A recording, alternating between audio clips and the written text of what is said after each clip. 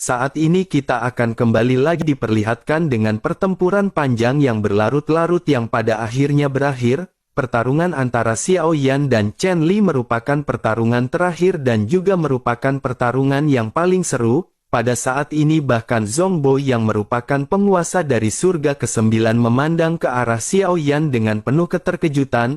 Di matanya setelah sekian lama dalam pergulatan batinnya akhirnya pada saat ini ada sedikit kecemerlangan. Saat Zhongbo melihat Xiao Yan menghadapi pangeran ke-8 Chuling, Xiao Yan tidak memiliki ekspresi ketakutan di wajahnya. Justru pada saat itu Xiao Yan menampilkan ekspresi sombong dan dipenuhi dengan keberanian ketika berbicara kepada Chuling. Xiao Yan juga memancarkan ketenangan di matanya ketika dirinya berhadapan dengan Chuling. Zhongbo pada saat ini telah sedikit menumbuhkan kepercayaan kepada Xiao Yan untuk memimpin kelompok bunga. Pada saat ini beberapa sosok yang percaya kepada Xiao Yan hanya ada Ji Ye dan Han Sen. Tetapi apa yang terjadi pada hari ini, semua liku-liku pertempuran ini dan proses serta hasil akhir pasti akan ditransmisikan ke dalam kelompok bunga. Dengan begitu maka akan ada kemungkinan banyak anggota dari kelompok bunga akan mempercayai Xiao Yan seutuhnya. Sementara itu pada saat ini Jenderal Han Sen dan Ji Ye masih berada di arena dan masing-masing menatap ke arah Xiao Feng. Setelah menyaksikan pertempuran Xiao Feng melawan Ma Longming dan Chen Li, ekspresi wajah mereka pada saat ini menunjukkan bahwa mereka benar-benar semakin yakin kepada Xiao Yan.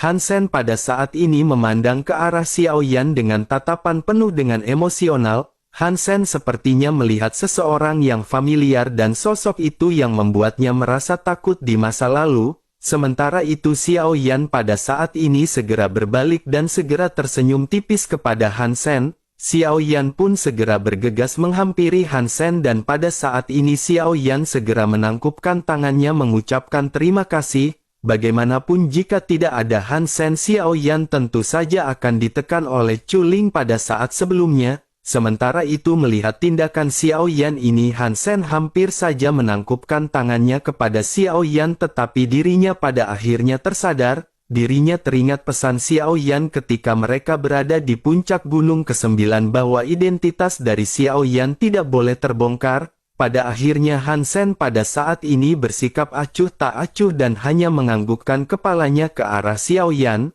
Bersamaan dengan hal tersebut pada saat ini di sisi lain Zhongbo pada akhirnya kembali tersadar. Dirinya pun segera membuka mulutnya untuk mengeluarkan pengumuman atas hasil dari pertempuran. Dengan suara nyaring Zhongbo pada saat ini berkata bahwa dirinya sekarang secara resmi akan mengumumkan bahwa generasi dari Yang Mulia baru pada saat ini diberikan kepada Xiao Feng. Begitu suara agung ini terdengar ke telinga semua orang pada saat ini gemuruh seketika terjadi. Banyak orang yang tidak terhitung jumlahnya di bawah pada saat ini segera memanggil-manggil nama dari Xiao Feng. Xiao Yan juga pada saat ini melirik ke arah semua orang yang berada di bawah dan Xiao Yan pada saat ini merasa sangat bangga. Xiao Yan pun menganggukkan kepalanya sebelum akhirnya Xiao Yan bergegas menuju ke platform peringkat pertama. Setelah itu pada saat ini Zhongbo menatap ke arah Xiao Yan masih tetap dengan tatapan acuh tak acuh. Zhongbo lanjut berkata kepada Xiao Feng bahwa pada saat ini adalah giliran Xiao Feng untuk berbicara. Xiao Yan pun menganggukkan kepalanya dan Xiao Yan pada akhirnya menghela nafas sebelum akhirnya melihat sekeliling. Suasana pada akhirnya hening menantikan Xiao Feng yang pada saat ini ingin berpidato. Xiao Yan pada akhirnya segera berkata bahwa dirinya yang bernama Xiao Feng mulai sekarang akan menjadi Yang Mulia Surga ke-9. Namun sebelum itu menurut Xiao Feng ada beberapa peristiwa lama yang perlu diselesaikan. Tentu masing-masing orang di dalam hati mereka pada saat ini menyadari mengenai hal tersebut. Begitu Xiao Yan selesai berbicara pada saat ini semua orang seketika tertegun. Banyak sosok yang berada di bawah pada saat ini benar-benar berdebar mendengar apa yang dikatakan oleh Xiao Feng. Mereka merasakan hawa dingin di hatinya dan mereka benar-benar takut akan Xiao Feng yang melakukan pembalasan dan mereka yang sebelumnya pernah menindas Xiao Feng tentu saja pada saat ini benar-benar ketar-ketir. Sementara itu di atas platform pada saat ini Xiao Yan melihat sekeliling dengan perasaan bangga. Xiao Yan berpikir mungkin ini adalah sesuatu yang juga diinginkan oleh Xiao Feng. Pada akhirnya Xiao Yan teringat 3 titik hitam yang sebelumnya ada di lengan Xiao Yan. Xiao Yan ingin tahu apakah titik-titik ini menipis atau bahkan hilang setelah Xiao Yan menghancurkan Chen Li. Pada akhirnya Xiao Yan segera membalik telapak tangannya dan pada saat ini masih terlihat ada 2 titik berwarna hitam. Namun pada saat ini salah satu titik di antara 2 titik yang ada ini benar-benar telah sedikit menipis. Xiao Yan berpikir tampaknya pada saat ini kebencian Xiao Feng telah sedikit berkurang, selanjutnya tinggal 2 orang lagi yang bertengger di ingatan Xiao Feng sebelumnya yang harus Xiao Yan tangani. Xiao Yan pun menghela nafas sebelum akhirnya Xiao Yan kembali memandang ke arah sekeliling. Xiao Yan pada saat ini tersenyum tipis sebelum akhirnya Xiao Yan segera kembali mulai berbicara kepada semua orang. Xiao Yan berkata bahwa pada saat ini sebaiknya yang berlalu biarlah berlalu. Selain itu Xiao Feng ingat bukankah banyak dari saudara yang telah membeli pil pengumpul jiwa dari Xiao Feng? Setelah selesai berbicara pada saat ini Xiao Yan segera membalikkan tangannya dan banyak botol berisikan ramuan pil pengumpul jiwa di lengan Xiao Yan. Xiao Yan pada akhirnya lanjut berkata bahwa pil ini lebih efektif daripada pil kondensasi ki milik mereka. Mulai sekarang Xiao Feng akan menyediakan dalam jumlah besar dan mereka bisa mengambil semuanya dari Xiao Feng.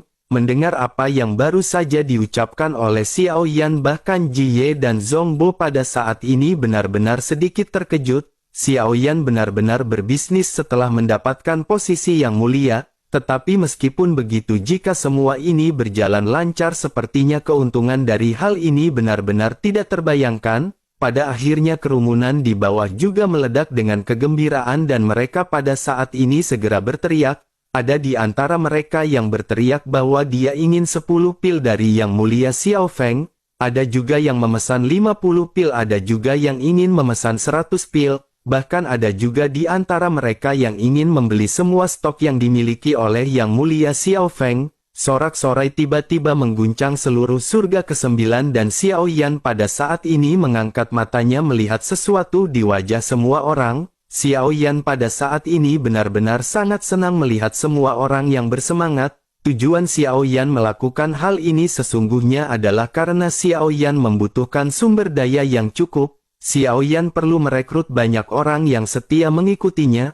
Oleh karena itu Xiao Yan pada saat ini harus membuat semua orang memiliki ketergantungan kepada Xiao Yan. Tetapi meskipun begitu, dengan banyak peminat seperti ini maka Xiao Yan juga harus membentuk tim untuk pemurnian. Dengan jumlah peminat yang sangat banyak tentu saja Xiao Yan tidak akan bisa menanganinya sendirian. Xiao Yan harus memikirkan untuk membentuk tim pemurnian obat yang besar di masa depan untuk memenuhi permintaan yang besar dan sepenuhnya memonopoli pasar.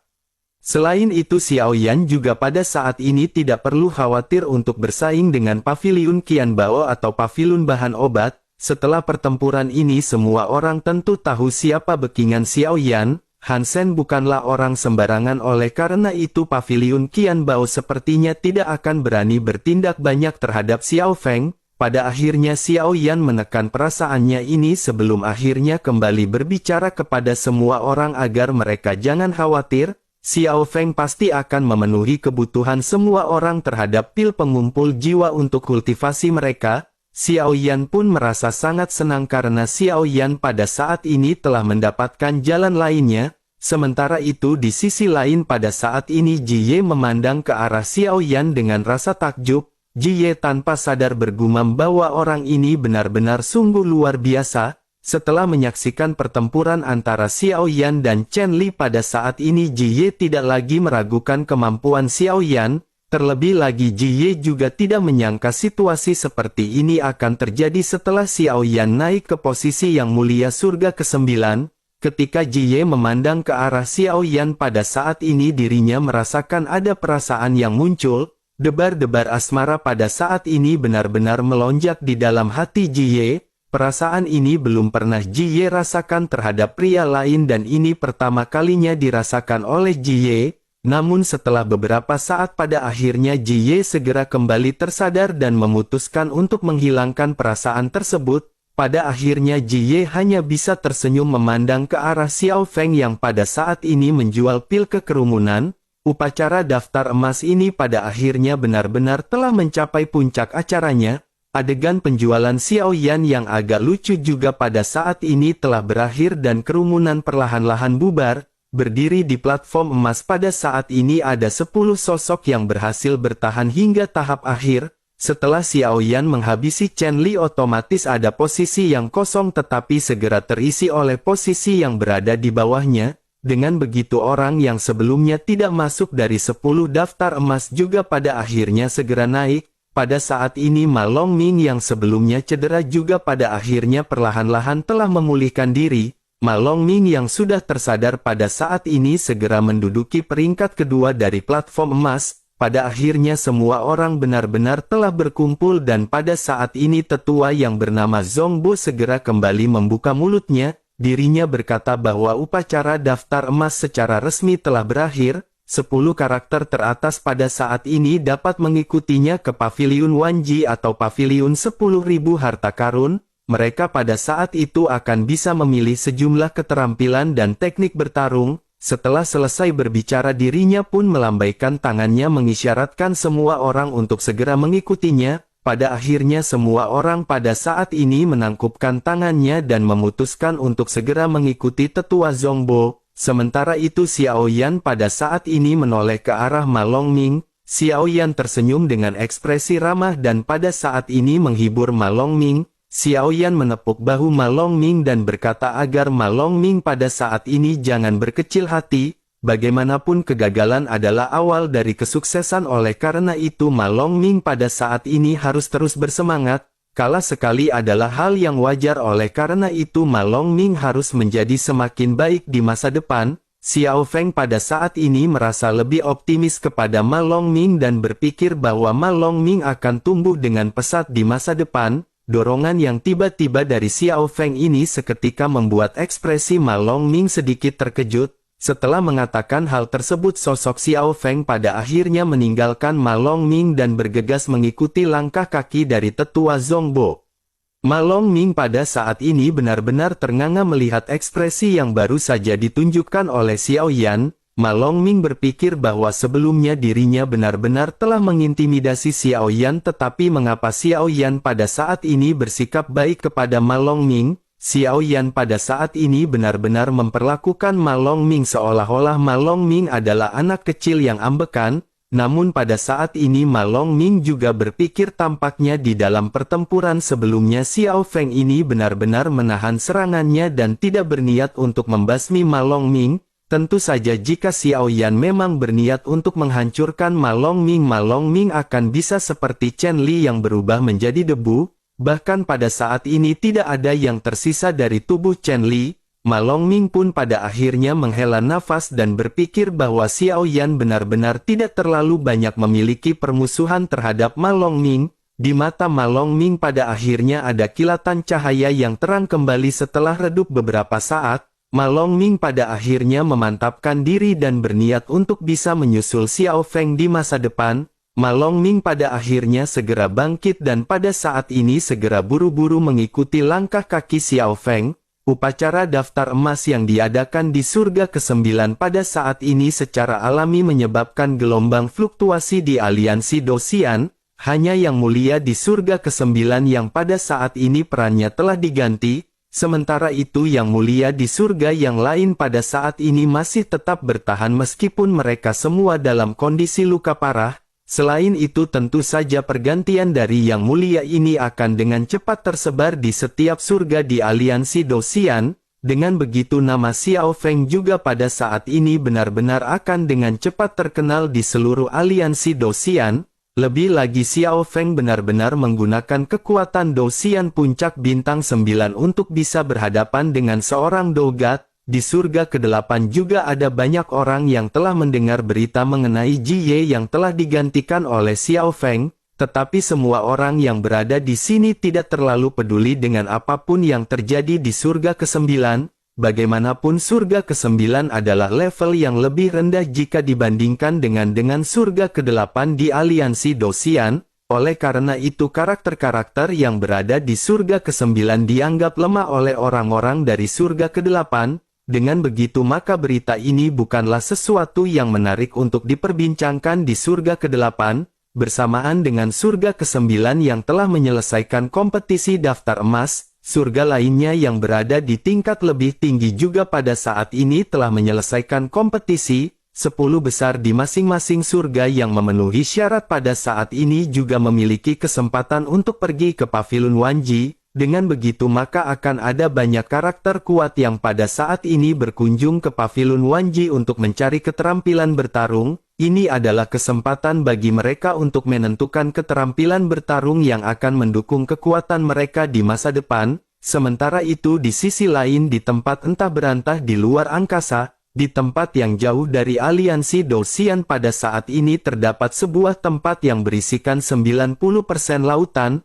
Lautan ini berbeda dari lautan biasanya karena gelombang ombak di sini benar-benar sangat brutal. Di tengah-tengah gelombang deras ini terlihat sesosok makhluk yang pada saat ini keluar dari lautan. Sosok ini tidak lain dan tidak bukan adalah Raja Laut yang memegang trisula di tangannya. Pada saat ini dirinya merasakan adanya aura kehidupan di tempat yang tidak berpenghuni ini. Terlebih lagi dirinya juga merasakan adanya aura yang sangat aneh.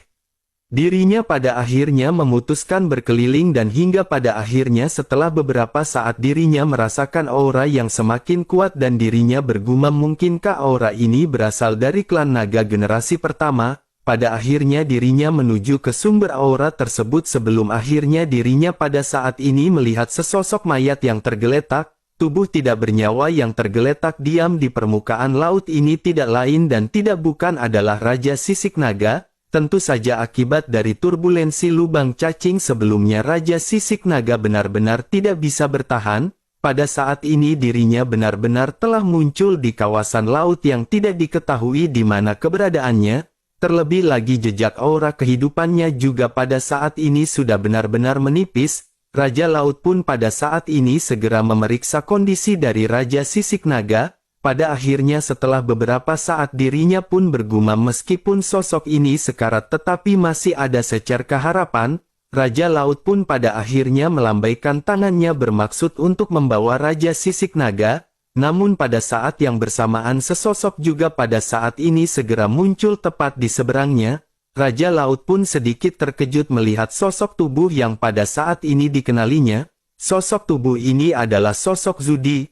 Raja Laut pun segera menghampiri Zudi dan pada saat ini segera mengeluarkan sebotol cairan spiritual dan memberikannya kepada Zudi. Raja Laut pada akhirnya berinisiatif untuk membawa mereka dan ingin menanyakan mengenai informasi ini kepada Zudi. Dirinya berpikir setelah Zudi tersadar barulah dirinya akan bisa mendapatkan informasi mengapa Zudi bisa mengalami hal tersebut. Pada akhirnya Raja Laut segera melambaikan tangannya dan pada saat ini segera bergegas pergi membawa Raja Sisik Naga dan Zudi. Sementara itu adegan pada saat ini kembali beralih di suatu tempat di salah satu dari 5 alam superior. Di tengah aula utama pada saat ini ada juga sesosok yang sedang duduk bersila.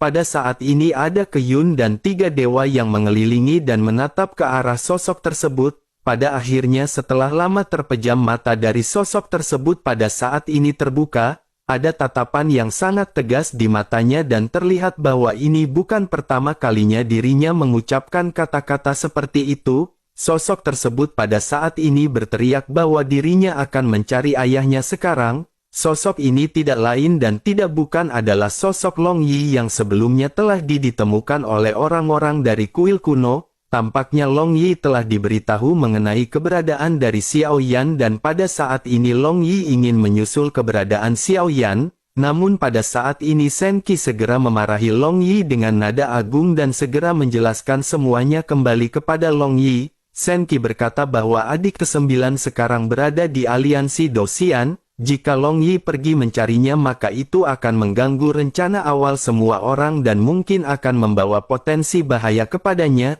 Terlebih lagi luka Long Yi juga pada saat ini benar-benar masih belum sembuh total, oleh karena itu pada saat ini lebih baik Long Yi jangan main-main dan berfokus pada proses penyembuhannya. Mendengar hal tersebut Long Yi pada saat ini masih terus bersikeras. Long Yi lanjut bertanya lalu jika luka-luka Long Yi sembuh bisakah dirinya pergi ke sana dan bertemu dengan ayahnya? Menanggapi pertanyaan Long Yi ini, Shen Li pada akhirnya segera berbicara dan menjelaskan dengan tulus kepada Long Yi. Shen Li berkata bahwa itu benar-benar tidak mungkin dilakukan oleh Long Yi. Tidak peduli apapun yang dialami oleh Xiao Yan, dirinya benar-benar harus melewati level ini sendirian. Mata Long Yi pada akhirnya menjadi sangat berat dan pada saat ini dirinya menundukkan kepalanya dipenuhi dengan kesedihan. Bagaimanapun Long Yi telah mengikuti Xiao Yan dari benua Doqi, oleh karena itu perpisahan ini benar-benar sangat berat bagi Long Yi dan Long Yi pada saat ini hanya bisa menerima nasibnya. Namun tidak lama setelah itu langkah kaki segera terdengar dan pada saat ini sosok Ding Yue segera menghampiri Long Yi. Melihat sosok Long Yi yang pada saat ini sudah terbangun, Ding Yue pun segera memanggil Long Yi dengan kegembiraan. Long Yi pun segera menoleh mendengar suara yang familiar di telinganya, begitu memandang sosok yang pada saat ini dikenalinya yang ternyata adalah Ding Yue. Long Yi tertegun sejenak sebelum akhirnya Long Yi segera dipenuhi dengan kegembiraan. Long Yi pada akhirnya segera menghampiri Ding Yue sebelum akhirnya keduanya pada saat ini saling berpelukan, meskipun keduanya belum lama berkenalan dan tidak memilih ikatan saudara. Tetapi mereka berasal dari satu tim yang sama, yakni tim Fearless. Dengan begitu maka ikatan saudara benar-benar telah terjalin di hati masing-masing dan mereka pada saat ini benar-benar melepas kerinduan. Keduanya pada saat ini saling bertanya kabar satu sama lain. Setelah sedikit banyak bertukar kabar, pada akhirnya Ding Yue pada saat ini segera memberitahukan mengenai misi yang dijalani oleh Xiao Yan. Mendengar penjelasan dari Ding Yue yang merupakan orang yang cukup dipercayai oleh Long Yi, pada saat ini Long Yi pada akhirnya benar-benar mengerti. Bersamaan dengan Long Yi yang pada saat ini merenung dengan kesedihan, tiba-tiba sosok yang mulia ratu segera muncul. Semua orang pada saat ini segera menangkupkan tangan mereka ke arah sang ratu yang baru saja tiba. Long Yi dan Ding Yue juga pada saat ini segera menoleh ke arah yang mulia ratu yang baru saja nongol. Ding Yue pada saat ini segera menangkupkan tangannya dan mengucapkan terima kasih kepada Yang Mulia Ratu karena telah merawat Ding Yue dan juga menyembuhkan Long Yi. Long Yi juga pada saat ini menangkupkan tangannya ke arah Yang Mulia Ratu karena Long Yi juga tahu bahwa dirinya telah ditolong oleh kuil kuno. Yang Mulia Ratu pun tersenyum dan melambaikan tangannya sebelum akhirnya pada saat ini dirinya memperhatikan sosok Long Yi. Yang Mulia Ratu juga bertanya apakah Xiao Yan adalah ayah dari Long Yi. Long Yi pun mengangguk berat sementara sang ratu pada saat ini mengerutkan kening. Setelah dengan hati-hati memeriksa Long Yi dari atas ke bawah, sang ratu pada saat ini memastikan ada sesuatu yang tidak beres. Sang ratu merasakan bahwa tidak ada garis keturunan milik Xiao Yan di dalam tubuh Long Yi. Tetapi yang pada saat ini dirasakan oleh Yang Mulia Ratu akhirnya membuat dirinya benar-benar menegang. Di dalam hatinya Yang Mulia Ratu bergumam, bagaimana mungkin Zuji Yuyin atau naga hitam ini muncul di sini. Yang Mulia Ratu pada saat ini benar-benar terkejut dan hanya bisa menghela nafas setelah menyadari fakta dari Long Yi. Nama ini benar-benar sangat mengejutkan di seluruh 3000 alam. Nama ini benar-benar dipenuhi dengan rasa kagum yang kuat, bahkan jika aliansi Dosian mengetahuinya mereka tentu saja akan segera memburu makhluk tersebut. Ekspresi langka pada saat ini muncul di wajah sang ratu sebelum akhirnya dirinya menekan perasaannya. Sang ratu pada akhirnya lanjut tersenyum tipis dan pada saat ini segera bersikap baik kepada Long Yi. Sang ratu pada akhirnya segera bertanya kepada Long Yi apakah Long Yi pada saat ini ingin membantu ayahnya. Mendengar kata-kata ini Long Yi pun seketika mengangkat kepalanya dan dengan keras lanjut menganggukkan kepalanya. Melihat Long Yi yang pada saat ini bersemangat, sang ratu pun tersenyum sebelum akhirnya lanjut berkata jika Long Yi memang ingin menyelamatkan ayahnya, Long Yi harus memenuhi syarat dengan Long Yi yang harus mencapai kekuatan Dogat. Long Yi pun sedikit mengerutkan kening sebelum akhirnya bertanya berapa lama lagikah Long Yi mencapai tingkat Dogat, apa sajakah yang harus dilakukan oleh Long Yi agar bisa dengan cepat meningkat ke tingkat Dogat. Sang ratu pun tersenyum sebelum akhirnya berkata bahwa Long Yi harus mengikuti semua instruksi yang diberikan oleh Yang Mulia Ratu. Yang Mulia Ratu akan memberikan pelatihan kepada Long Yi untuk meningkatkan kekuatannya. Selain itu setaknya dengan garis keturunan naga hitam yang dimiliki oleh Long Yi, sepertinya Long Yi membutuhkan waktu kurang lebih 1000 tahun, namun dalam waktu itu sepertinya Long Yi benar-benar tidak akan sempat untuk menyusul ayahnya ke aliansi Dosian.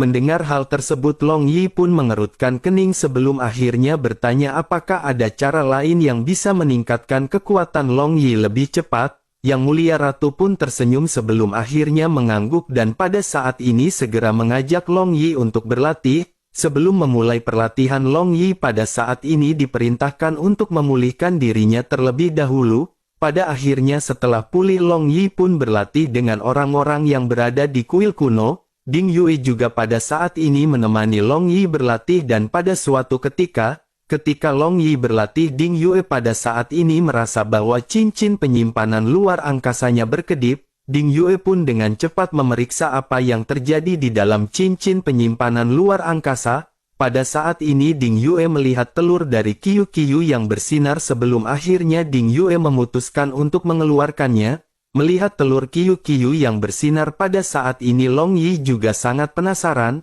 Mereka pada akhirnya memperhatikan telur Qiu-Qiu yang seukuran manusia yang perlahan-lahan seketika menyusut. Dalam waktu cepat pada akhirnya telur yang tadinya seukuran manusia pada saat ini benar-benar menyusut seukuran telapak tangan. Bersamaan dengan hal tersebut pada akhirnya banyak retakan segera terjadi sebelum akhirnya telur ini benar-benar pecah.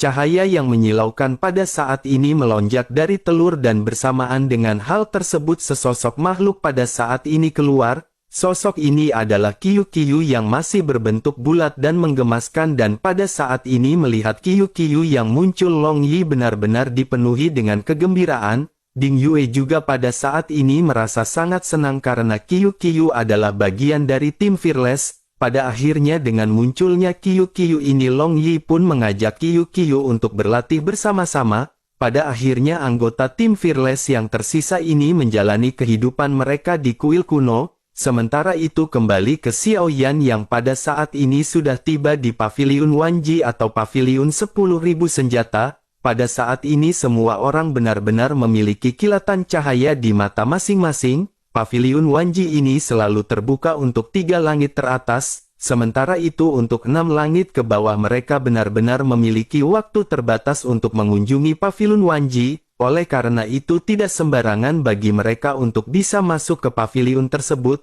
Hal itulah yang pada akhirnya membuat semua orang yang pada saat ini berada di surga ke-9 benar-benar sangat bersemangat. Tetapi meskipun begitu pada saat ini 10 peringkat teratas dari 8 surga yang berada di atas mereka juga berkunjung ke sini, oleh karena itu sekarang adalah waktu tersibuk dari Paviliun Wanji ini. Selain itu pada saat ini surga ke-9 juga sepertinya benar-benar menjadi surga yang terakhir yang datang ke Paviliun Wanji, bahkan surga ke-8 pada saat ini sudah berada di depan mereka. Xiao Yan juga pada saat ini bisa melihat Chu Ling yang sedang berbincang-bincang dengan yang mulia lainnya. Tatapan Xiao Yan pada saat ini menjadi sedingin es ketika menatap ke arah Chu Ling di kejauhan. Tidak bisa dipungkiri karena Xiao Yan pada saat ini benar-benar memiliki dendam yang sangat besar kepada Chu Ling karena sudah merebut janda simpanannya.